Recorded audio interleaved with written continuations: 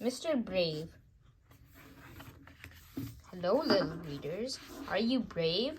Comment down below. This is Mr. Brave by the original concept by Roger Hargreaves. This story is about Mr. Brave. Now, Mr. Brave is not as strong as Mr. Strong. He's not as tall as Mr. Tall. But as soon as you see him, that doesn't stop him from being brave. This story happened last Tuesday when little Miss Bossy rang Mr. Brave to invite him to a tea. "And don't be late," she shouted on the phone. It was a very stormy day, but Mr. Brave knew that little Miss Bossy's temper was worse. So he set off for little Miss Bossy's house, hurrying along as fast as he could to be sure that he wasn't late for tea. Along the way, he heard a cry for help. It was Mr. Messy. He had been blown into the river by the wind. Mr. Brave did not want to be late for Mr. Bossy's party, but being a brave fellow he jumped into the river to rescue Mr. Messy. "Oh, thank you," said Mr. Messy. "You're so brave, Mr. Brave." Wet right through, Mr. Brave hurried on along the lane. Suddenly, he heard someone sobbing loudly. Who could it be? It was little Miss Somersault. She was balancing on a tightrope tied between two tall trees.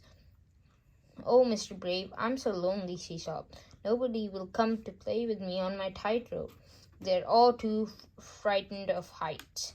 "You're so brave, Mr. Brave," she added. "Won't you come and join me?" Mr. Brave looked up at little Miss Somersault. He didn't want to be late for little Miss Bossy's party, but being the brave fellow he was, he took pity on little Miss Somersault and he climbed on the tightrope. They chatted away happily for a while until Mr. Brave happened to look down. "Little Miss Somersault, look!" he cried out in panic. The rope was going to snap. They were all going to fall, and such a long way. "Oh, calamity! Oh, help! Be brave, Mr. Brave," she said.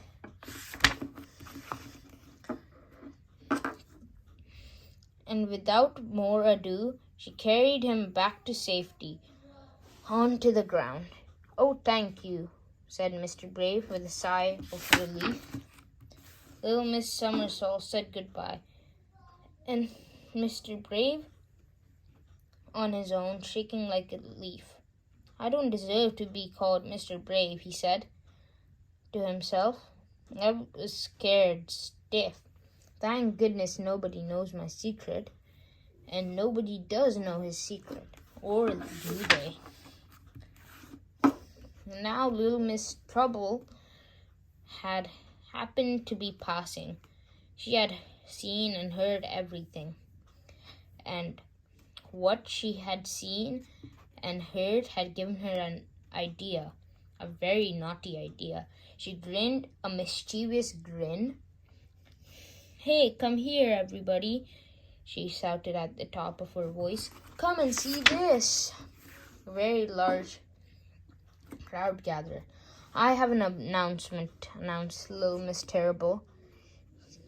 Do you know that Mr. Brave isn't brave at all?"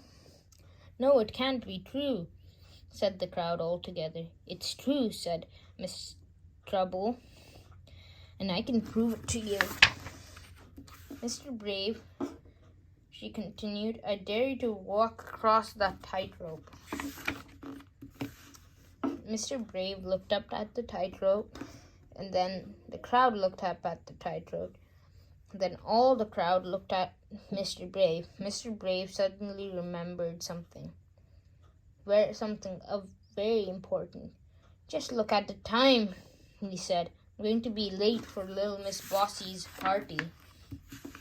mustache," he cried, and he ran off as quickly as possible. "Hooray!" cheered the crowd. They all applauded Mr. Brave. Little Miss Trouble looked puzzled. "Why are you cheering him?" she cried. "He ran away. He isn't brave at all." "Oh, yes, he is," they all shouted. Would you turn up late for a tea at Little Miss Bossy's?" Little Miss Trouble thought for a moment. "Gosh," she said in awe. "He is brave after all." Now, this was a nice story. And if you like this one, please comment that down below and subscribe. Bye.